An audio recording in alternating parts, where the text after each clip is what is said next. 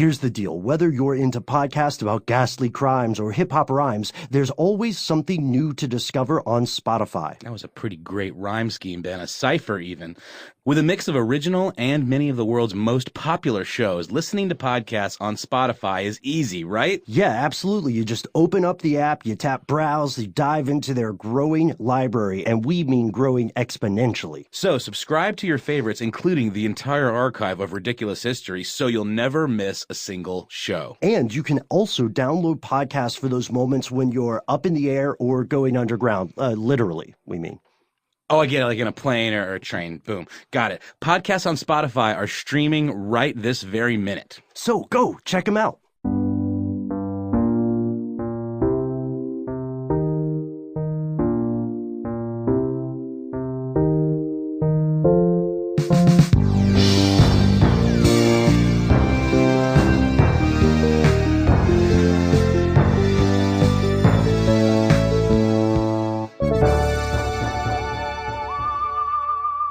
Welcome to the show, ladies and gentlemen. They call me Ben. I can't believe it's not Bolin. And my name is Noel the Butter Lover Brown. No. That's good. No, don't ever call me that.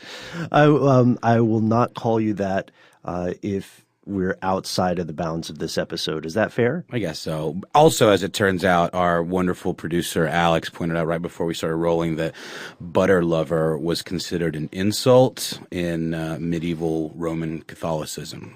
Yeah, in Roman times, to call someone a butter lover was it was fighting words, wasn't it? We got the nod from Alex there.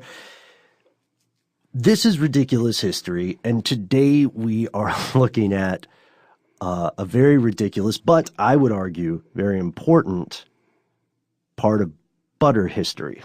Yeah, and also part of the history of religion as we know it. And it's ridiculous, I guess, because a big part of the Protestant Reformation, as it turns out, was hinged on the prohibition of that delicious, creamy substance we know and love. Many of us. I do. How do you feel about butter? Butter, yes, I love it. I've had many loves, hard won and often lost in my life, Noel, and butter's the one that's going to stick around, I think. You messing with me? I am not messing with you. I am not messing with you.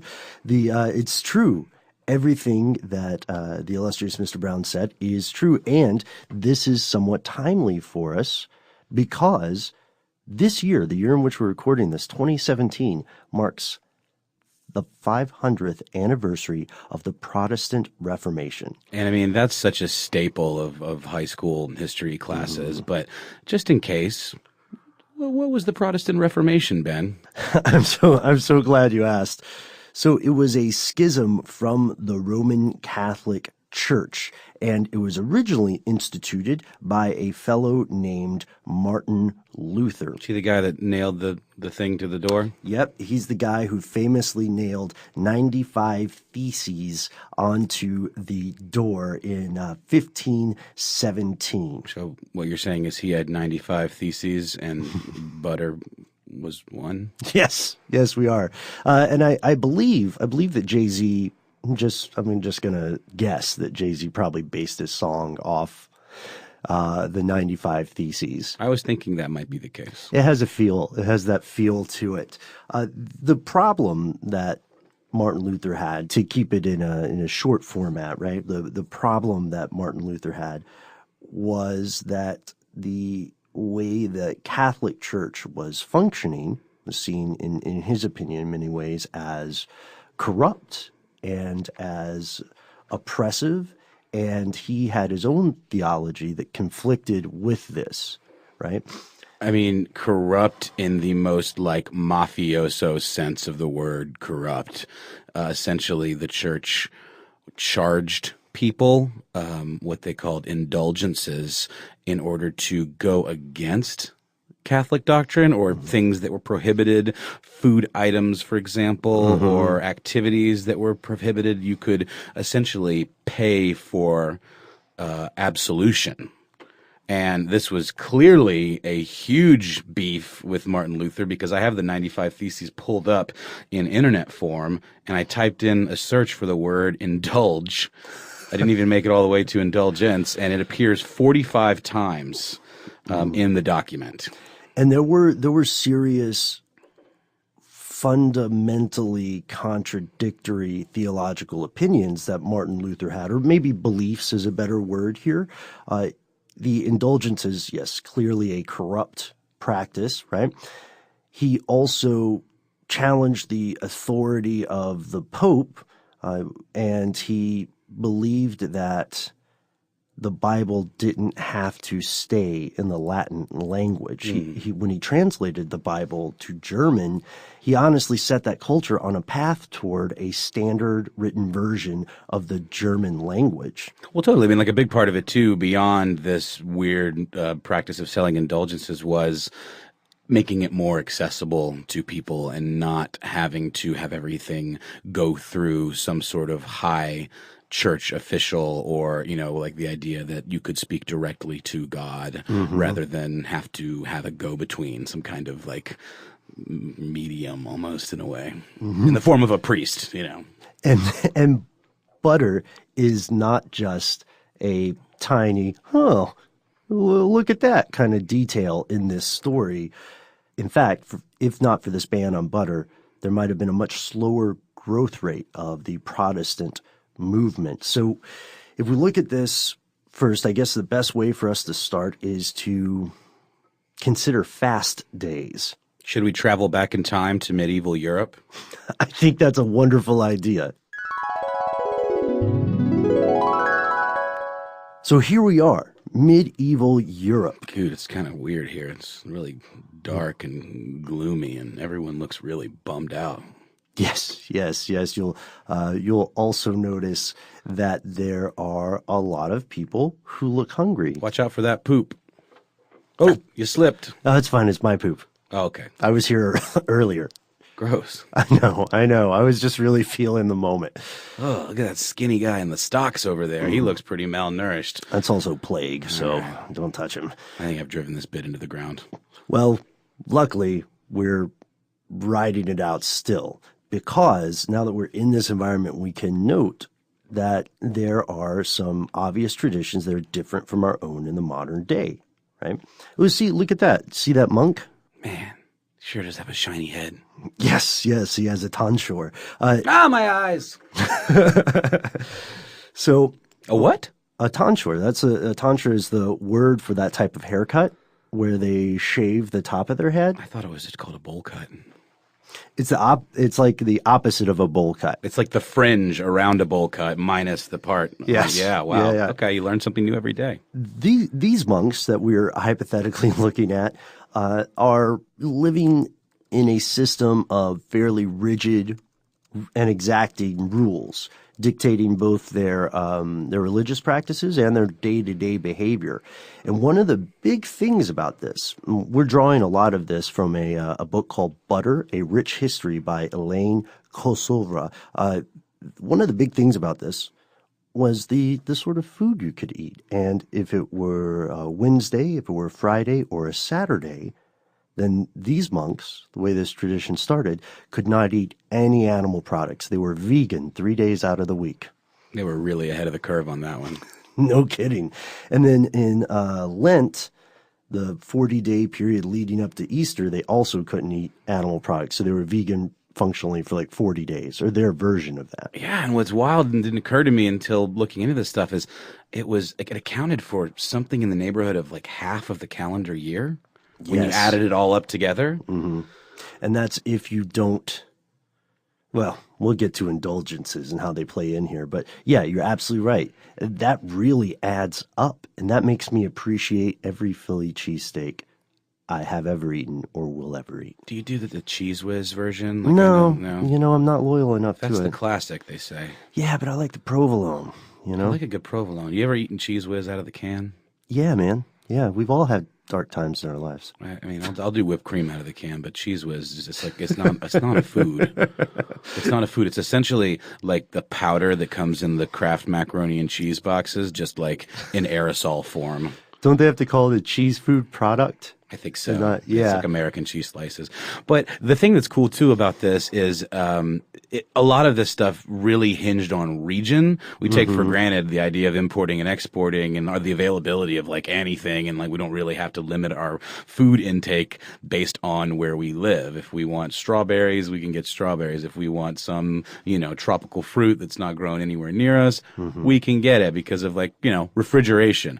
But back in these days, that was not a thing. And your diet was dictated pretty much exclusively on what was available in your region. Unless you were super wealthy. And even then, it would be incredibly rare, or it'd be incredibly expensive, for instance, to get certain spices, even like peppercorns. So now we've got our monks who about half the year just can't eat meat or dairy, and is also coincidentally believed to fuel lust. Any animal product is thought as like essentially an aphrodisiac of sorts. This tradition becomes intensely problematic when the Catholic Church extends these fast day rules to all Christians. So for not just monks, anybody who is a Christian has to skip meat, milk, eggs, animal fats, or butter on Wednesdays, Fridays, Saturdays, and all during Lent. And this is where we really see the problem of geography that we mentioned coming into play, because the Roman Catholic Church is in Southern Europe, right? It's based in Rome. It's in charge ideologically of a lot of Europe, but it's based in Rome. And they had access to like fish, a lot more fish, fresh fish, and also things like olive oil that were alternatives to butter, because butter, as we know, is delicious to just spread directly on things, but it's also a really great way to cook things, and it infuses pretty excellent flavor into things that you cook with it. Olive oil is also fantastic. I would argue it doesn't quite add the same, Same kind of umami. Same kind of kick as butter does. So that played into this as well. Ben, my friend, I know you're into podcasts, and whether you're into podcasts about ghastly crimes or hip-hop rhymes, see what I did there? There's always something for you new to discover on Spotify. I do see what you did there, Noel. I'm a big fan, and I'm glad you mentioned Spotify, because with a mix of originals and many of the world's most popular shows, listening to podcasts this way is easy. Right. You just open the app, tap browse, and dive deep into their growing library of content, and it is growing, my friend. Plus, you can subscribe to your favorites, including our entire archive, so you'll never miss a single show. Yeah, I think we're about 10 episodes deep, my friend. So you can also download podcasts for those moments when you're up in the air or going underground. What is that, like on the lam or something? Well, it could be on an aeroplane, it could be confused, going off the grid, or under a train. Regardless, podcasts on Spotify are streaming right now. So do yourself a favor and go check them out today.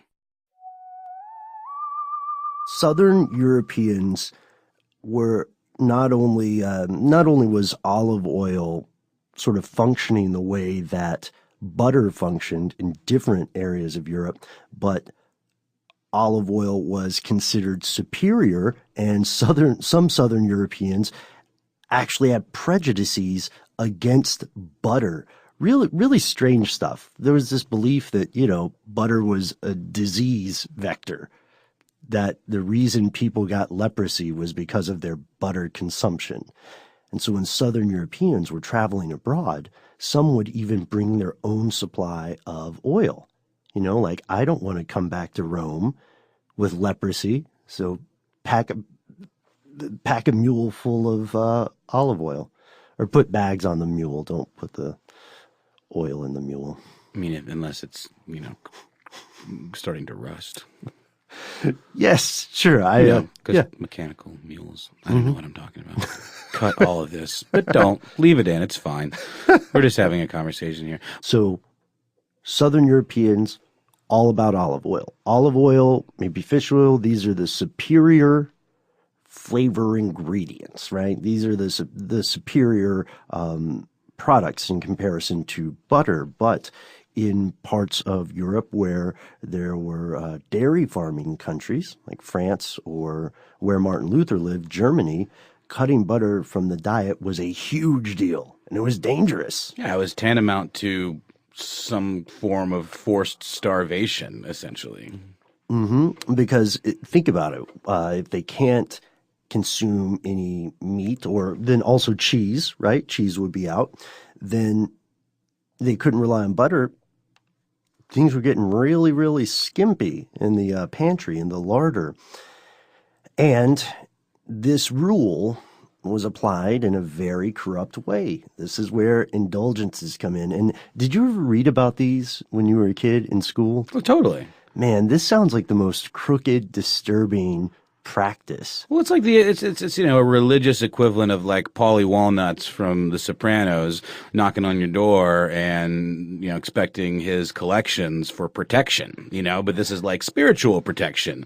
It's basically saying you grease my palm a little bit and I'll give you a pass. In other words, I won't break your legs or, put you in the stocks when we find out that you've broken fast by eating, something that was prohibited, like butter. Yeah, it's crazy. So if you are well-connected Catholic royalty, or if you're a wealthy merchant, for instance, and you're saying, well, the common people may be all well and good 3 days out of the week without butter, but I am of different stock. Is that how they talked back then? Every single one. They all sounded like Winston Churchill? Including the children. Gotcha. Oh, wow. Oh, that's terrifying. I know. Oh, I forgot. We're there, actually, right now still. We haven't come back from our time traveling expedition. True, so, yeah. We should watch ourselves, we don't we? We really should. Figure out what day of the week it is so we don't get in trouble because, this is a spiritual institution. We are talking about a religious rule. And this means that in addition to physical penalties that might exist, if there are physical penalties for breaking a religious rule, the ultimate threat is that you are spiritually committing a transgression against the will of God. And the thing, too, is in these regions where they didn't have ready access to the alternatives to butter, there were merchants that would capitalize on that and would provide or import, I guess, really, really, really poor quality oils. And there's actually a quote from a book by the name of Fast and Feast from a priest from 1520 that goes as such. In Rome, they make a mockery of fasting, while forcing us to eat an oil they themselves would not use to grease their shoes. Then they sell us the right to eat the foods forbidden on fast days, but they have stolen that same liberty from us with their ecclesiastical laws. Eating butter, they say, is a greater sin than to lie, blaspheme, or indulge in impurity. Which is just insane when you think about it, that list of priorities could be so messed up. And it's not just a matter of controlling a population, right? It's a matter of economic import for the Catholic Church because they're taking this money that people are paying for dispensations, right? And they had different rates. And sometimes they had groups paying, like a community paying for a dispensation. They're using the cash that these folks are paying them to construct bigger buildings, and to fund crusades. And there are even there are even things that the local population still recognizes about this practice, right? There was a special collection box in French parishes to collect what was called butter money, right? So these entire communities were told, you can eat butter. Dude, that sounds like a mafia term. Yeah. Let me get that butter money. Hey, a little bit of butter money, forget about it. That's not my best. That's okay. Now everybody's looking around at that terrible accent. And we apologize to any Italian Americans out there that Ben is deeply offended. No, that was not Italian American. What was it? It was just a Brooklyn thing? Yeah, like a forget about it, Brooklyn, Jersey. Okay, that's fair. That's fair. Oh boy. Well, who knew that butter could be so controversial? Right? Who knew? We knew. We read up on this before. We knew earlier. Yeah, it's before we go in. So in this case, it's not somebody saying, okay, I know that butter is banned on Wednesdays, but we're having a big wedding at my castle and I'd like to serve butter to, the people attending the wedding. In this case, there are these entire regions who just continue to pay an extra tax for the right to conveniently ignore a rule. Yeah, or even like you said, royalty or, very privileged members of society could pay the tax for like their entire household. Yeah, they could do it as like a group rate. I wonder if they got a price break. I wonder if members of the church would say, well, for you by yourself, it's X amount of stuff, but you get a couple units off for every family member you add. They probably didn't do price breaks. Sort of like buying group passes to like Disneyland or something like that. Or like a cell phone plan. This is almost like a cell phone plan because you have to keep paying. Or a cable bundle. Basically, the Roman Catholic Church was like the Comcast of the medieval era.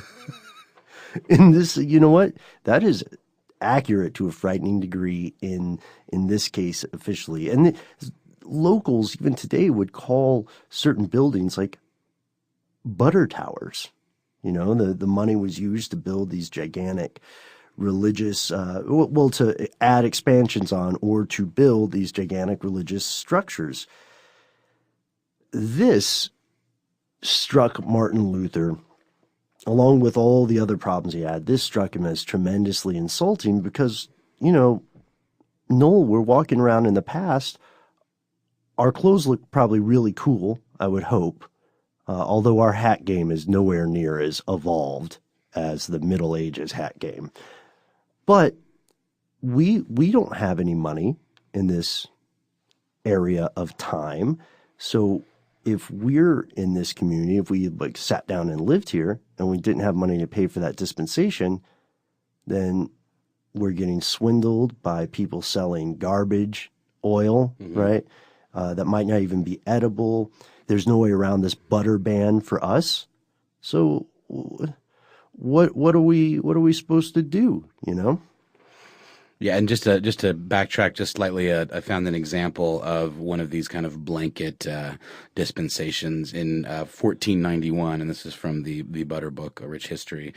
Queen Anne, who was the Duchess of Brittany, got Rome to give her a dispensation for not only herself, but the entire household, including all her servants and family members. And Brittany did not produce any cooking oil at all. It was a butter-based economy, I guess, for lack of a better term. But it's interesting because this dispensation was ultimately extended to all of Brittany, and this kind of started the undoing of some of this gradually. But it didn't come for free because they had to still give to the church, and there were even special prayers that they had to do. Yes, a contrite confession. Right. Technically it's not enough to just give them the money and say, let me snarf my butter in peace. Technically, they have to make a contrite confession where they are legitimately apologizing, confessing to receive the absolution from sin. And that's where those butter boxes came from that we were talking about in churches, where you would pay this spiritual tax in some of these French parishes, and they actually paid for the construction of like these ornate cathedrals, and one of them in Rouen and Bourges was dubbed the butter tower, or the Tour de Beurre. Yeah, the Tour de Beurre. So we can see how this becomes an active segment of the regional economies, right? And this, whether or not, I mean, obviously we look back and we see the process of granting indulgences as corrupt, right? But if it is the practice of the Catholic Church, and the Catholic Church is making the rules, then they're the ones who decide if something is corrupt. It would logically follow. However, Luther, in an open letter to the Christian nobility of the German nation, said that this was an enormous problem, that these clergymen should not be traveling around Germany telling people to pay money and say they're sorry before they can eat the butter that they already made, they already maybe paid for, right? They already churned themselves. The religious institution was not involved in the creation of the butter. You just had to pay them. And this practice, which was seen as selling forgiveness, became very, very widespread. And I loved this. I loved this phrase, and we talked about it a little bit off air. Professor of Lutheran History and Theology at Pacific Lutheran Theological Seminary called it this. That's Dr. Kirsi Stierna, an economy of grace. Yeah, it's pretty great image. And there's a quote from Professor Stern that says, "Today we buy life insurance and health insurance to secure our possessions. In the Middle Ages, the only security came through church. These indulgences were the people's insurance policies, tangible pieces of paper that said, hey, I'm good. Get out of hell free." Exactly. But as we've been saying, for Luther, these clergies selling indulgences represented just kind of totally exposed what he saw as kind of the rot within the Roman Catholic Church that convinced poor peasants that they could be forgiven for a price. And in Luther's particular theology, forgiveness was free, and you could be saved by faith alone and grace alone. And it did not have to follow this, bizarre pyramid scheme of like paying for forgiveness, which, it totally cheapens it if you're thinking about it like objectively, right? Mm-hmm. Especially when you consider different passages of the Bible which talk about the dangers of counting on wealth, right? Hey everybody, this is Chuck Bryant here from Stuff You Should Know, and I've got a new solo podcast that I am so excited about. It's called Movie Crush, where I talk to your favorite people about their favorite movie. And it's really that simple. I sit down with Janet Varney and Tig Notaro and John Hodgman and Kevin Pollak and Ken Jennings of Jeopardy fame, and we all just have a great conversation about what their all-time favorite movie is. It's going great so far. Hope you dig it. Launches November 3rd on Apple and everywhere you can find your podcasts.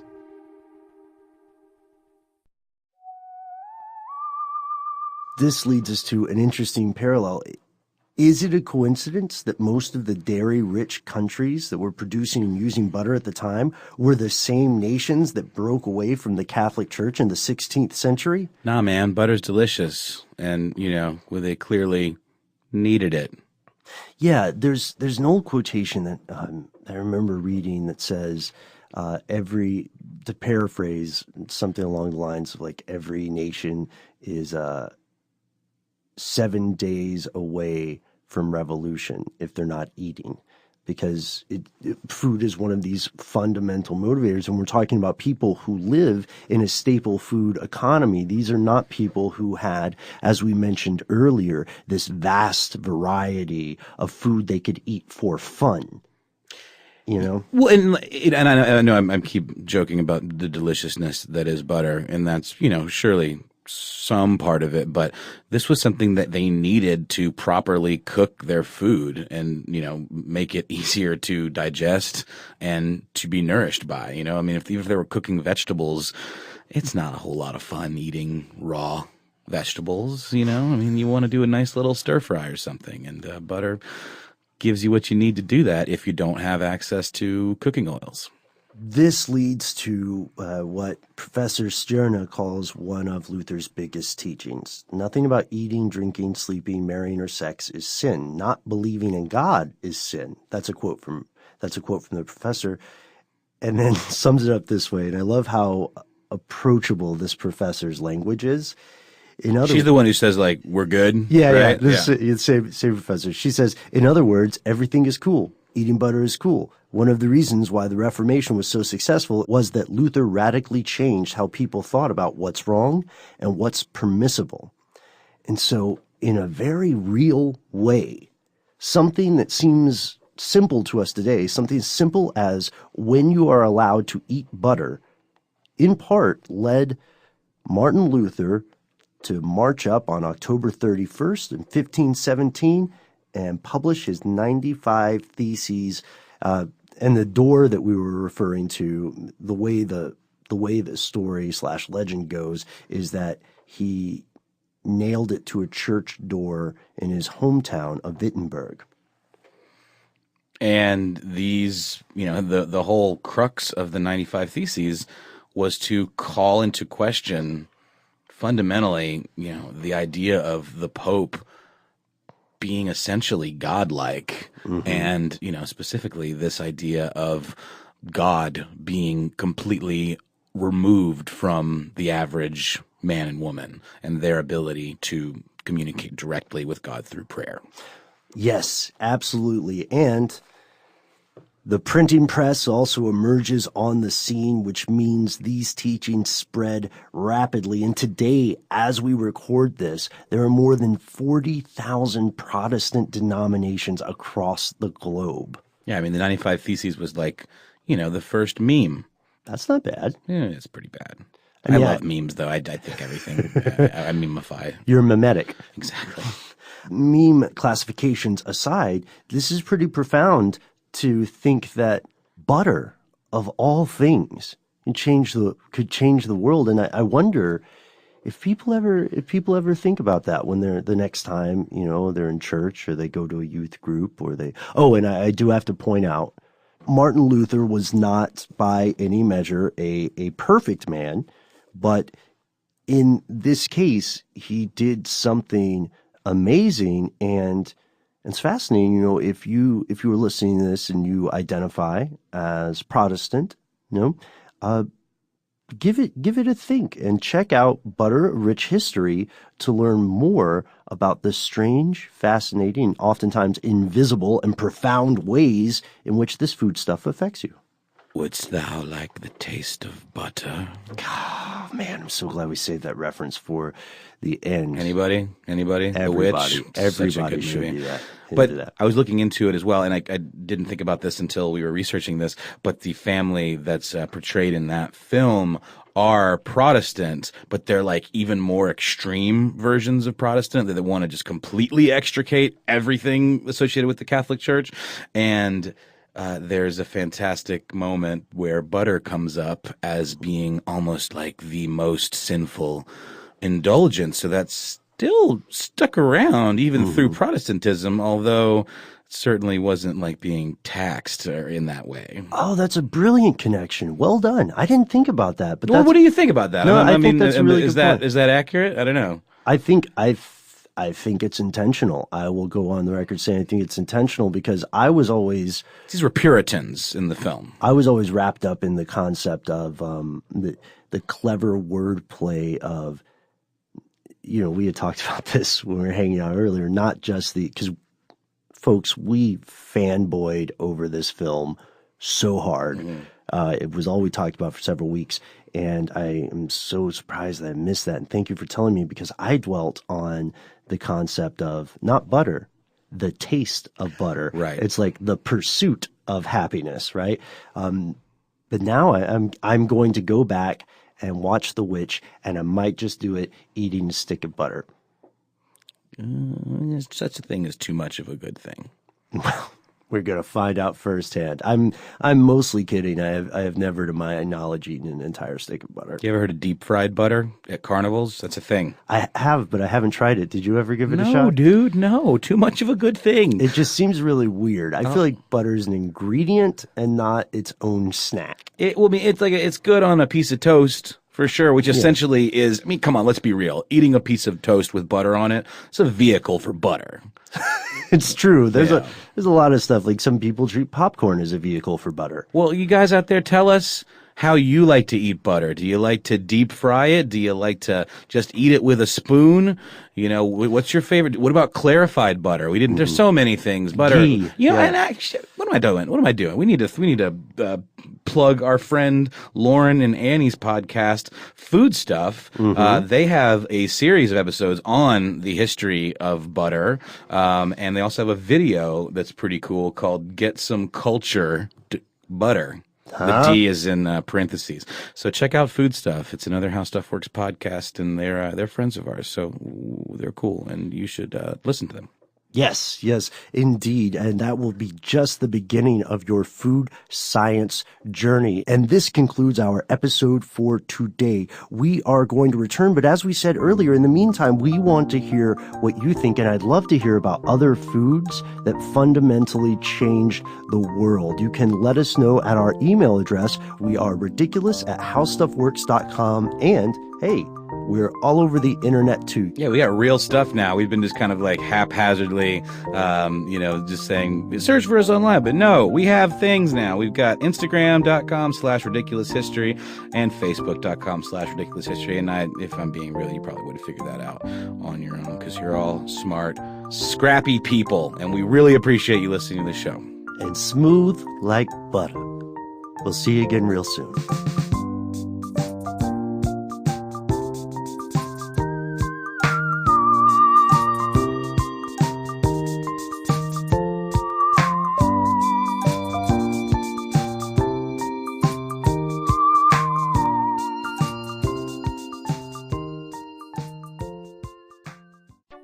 Hey there, podcast listeners. I'm Will Pearson, and as always, I'm joined by my good friend Mangesh Hattikudur. Every week on Part-Time Genius, we answer big questions, like, which country has the secret to the smartest students? And in that show, we tackle smaller, equally important questions like, is wearing sneakers bad for your education? Should schools keep investing in janitors? And why does no one do homework anymore? Every episode is jam-packed with incredible stories and hilarious facts, all as we try to nail down a serious topic. So check us out already. You can download Part-Time Genius on Apple Podcasts or wherever you get your podcasts.